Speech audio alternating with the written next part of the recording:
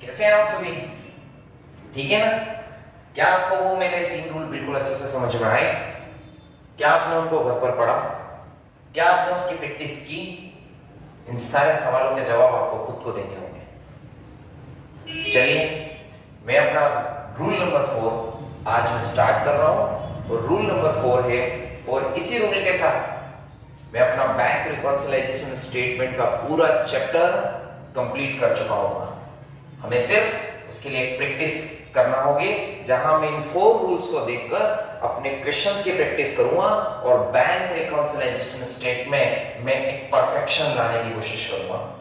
Rule number 4 क्या है? Rule number 4 है, हमने रूल नंबर 3 में देखा था, हमने कैश बुक के नेगेटिव बैलेंसेस से स्टार्ट किया। आज मैं पासबुक के नेगेटिव बैलेंसेस से, it means the overdraft balances से स्टार्ट करूंगा।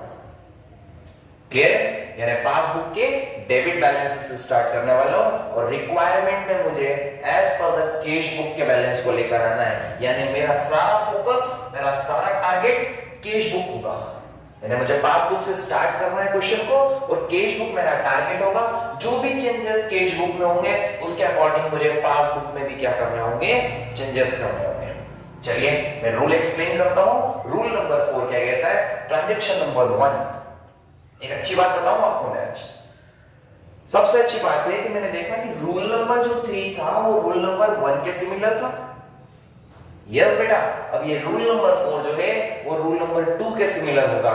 यानी मुझे 4 रूल नहीं पढ़ना है, मुझे सिर्फ 2 ही रूल पढ़ना है, रूल नंबर 1 और रूल नंबर 2। रूल नंबर 3 और 4 तो ऑटोमेटिक हो जाएंगे जब हम 2 रूल 1 और 2 पढ़ चुके होंगे। क्लियर है? चलिए, रूल नंबर 4 फिर से एक्सप्लेन कर देता हूं, भूल गए होंगे आप। Cash book balance increases but no change in passbook balance. Cash book का बैलेंस इंक्रीज हो चुका है, पासबुक के बैलेंस में कोई चेंजेस नहीं आए हैं। चलिए एक एग्जांपल से समझाता हूं। कैश बुक का बैलेंस इंक्रीज हुआ है, एक चेक मेरे पास आया, मैंने उसे अपने अकाउंट में डेबिट कर दिया। डेबिट कर दिया यानी बैलेंस क्या कर दिया है? बढ़ा दिया है। पासबुक में अभी तक वो चेक प्रेजेंट होने यानी कलेक्ट होने के लिए नहीं गया है। क्या नहीं गया? कलेक्ट होने के लिए नहीं गया है। अब चूंकि मुझे पासबुक से स्टार्ट करना है और कैश बुक के अकॉर्डिंग लेकर आना है, तो मुझे पासबुक के बैलेंस को भी बढ़ाना पड़ेगा। ये देखिए, ये बढ़ा दिया मैंने। Effect clear? समझ में आ रहा है आपको? Next, cash book balance decreases but no change in passbook. यानी मैंने एक चेक इशू किया होगा, यानी जिसके कारण कैश बुक का बैलेंस क्या हो चुका है? कम हो चुका है। पासबुक में अभी तक वो बैंक चेक प्रेजेंट होने के लिए नहीं गया है, यानी पासबुक का बैलेंस यानी बैंक बैलेंस क्या हुआ है? बढ़ा हुआ है। तो कैश बुक के अकॉर्डिंग नहीं, पासबुक के अकॉर्डिंग क्या करना है? ध्यान रखना, कैश बुक का चाहिए ना, तो कैश बुक के अकॉर्डिंग हमें उस बैलेंस को क्या करना होगा? कम करना होगा। ये देखिए, हमने कम कर दिया। Clear? Third rule, cash book balance no change but increase in the passbook. एक कस्टमर ने हमारे अकाउंट में डायरेक्टली अमाउंट डिपॉजिट कर दिया, पासबुक का बैलेंस क्या हो चुका है? बढ़ चुका है। कैश बुक में अभी तक कोई इंटीमेशन नहीं है, कैश बुक का बैलेंस कम है, तो कैश बुक के अकॉर्डिंग क्या करना होगा? कम करना होगा। ये देखिए, कम कर दिया। क्लियर है? समझ में आया? Rule topic number transaction number 4 कहता है cash book balance no change but decrease in passbook. Bank ने हमारे ऊपर कुछ चार्जेस डेबिट किए, हमने क्या कर दिया? बैलेंस, बैंक ने हमारा बैलेंस क्या कर दिया? कम कर दिया, जबकि इसमें कोई इंफॉर्मेशन नहीं है, बढ़ा हुआ है, बढ़ा देते हैं। लीजिए, हमने बढ़ा दिया। आई होप कि आपको बहुत अच्छे से रूल सारे समझ में आ रहे हो। मैंने आपका काम बहुत आसान कर दिया है। इन 4 रूल को पढ़ो तो पूरा बैंक रिकॉन्सिलाइजेशन स्टेटमेंट कर लो, कोई झंझट नहीं।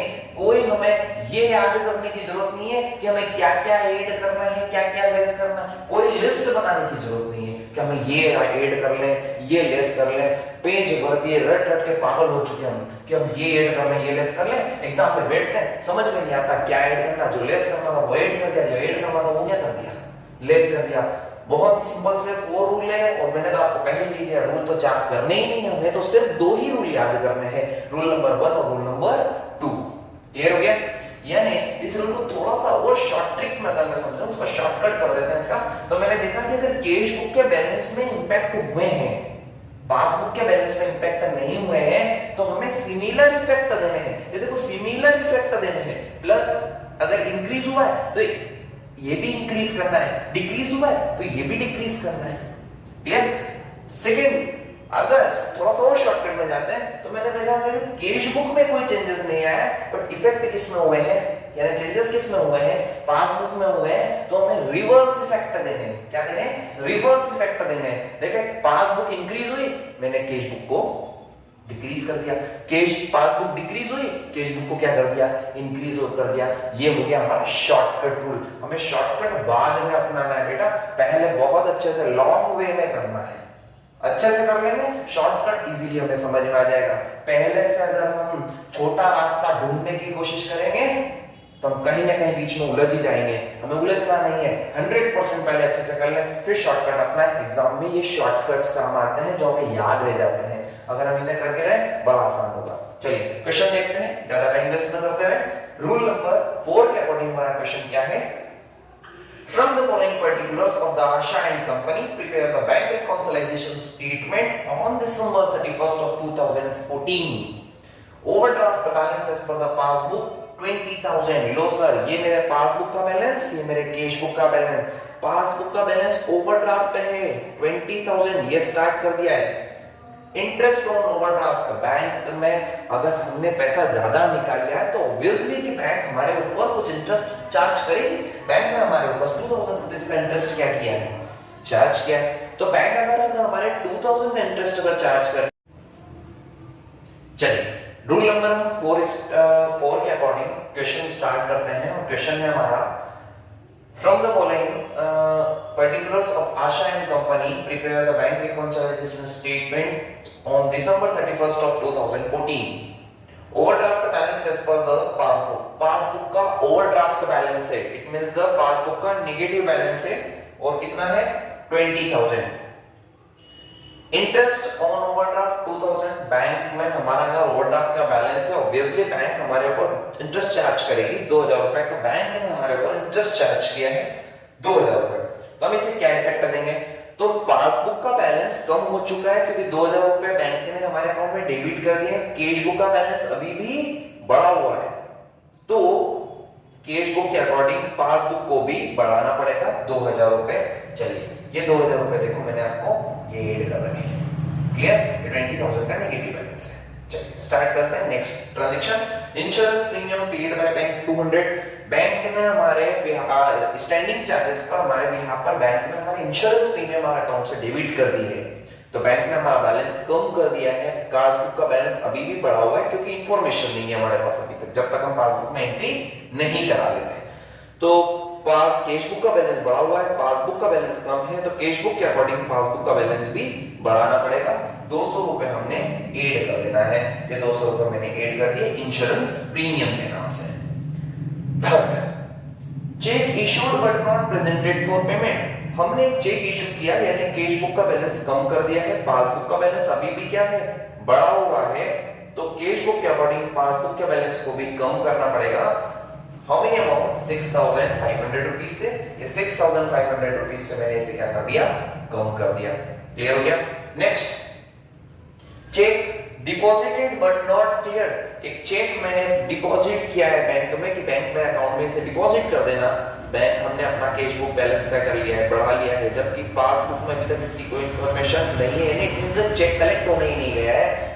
तो पासबुक में अगर कम है, कैश बुक में बढ़ा हुआ है, तो इसे बढ़ाना पड़ेगा। ये कितना 6,000 रुपीस इंक्रीज कर दिया। Next, wrongly debited by bank. Bank ने गलती से हमारे अकाउंट में 500 रुपए क्या कर दिए, डेबिट कर दिए।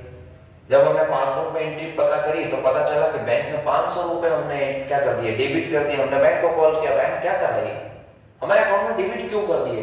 बैंक ने कहा गलती से हो गया। मैंने कहा ठीक है, गलतियां हो जाती है।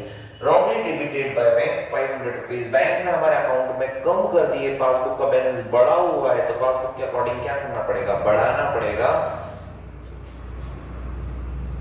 500 रुपीस कैश बुक में इंक्रीज कर दिए, हमारा बैलेंस आया 17,800 रुपीस। ये आ गया हमारा balance as per the cash book. Clear हो गया? चलिए आपको रूल नंबर 4 भी समझ में आया होगा, क्वेश्चन भी आपको समझ में आया होगा। ठीक है, मैं एक और लेक्चर इसके लिए बनाऊंगा जहां पर हम सिर्फ क्वेश्चंस की प्रैक्टिस करेंगे, आइडेंटिफाई करेंगे क्वेश्चन कहां से स्टार्ट करना है, कहां एंड करना है, कुछ क्वेश्चंस और करेंगे और करने के बाद हम अपने रिकंसिलिएशन बेसिकली तो कॉन्सेप्चुअली ये चैप्टर हमने क्या कर लिया है, कंप्लीट कर लिया। आप भी प्रैक्टिस कीजिए, मैं भी एक लेक्चर और बनाऊंगा जहां क्वेश्चंस की और प्रैक्टिस कराऊंगा और उसके बाद बहुत ही इंपॉर्टेंट चैप्टर में स्टार्ट करने वाला हूं अपने नेक्स्ट लेक्चर में और वो है final account of sole proprietorship form. Sole proprietorship form का फाइनल अकाउंट पढ़ाऊंगा जहां पर मैं आपको एडजस्टमेंट सिखाऊंगा कि फाइनल अकाउंट में यानी प्रॉफिट एंड लॉस अकाउंट में आप एडजस्टमेंट कैसे करते हैं। ठीक है, तो नेक्स्ट लेक्चर बिल्कुल भी देखना ना भूलें।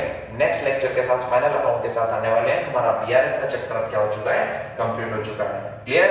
थैंक यू, जय हिंद।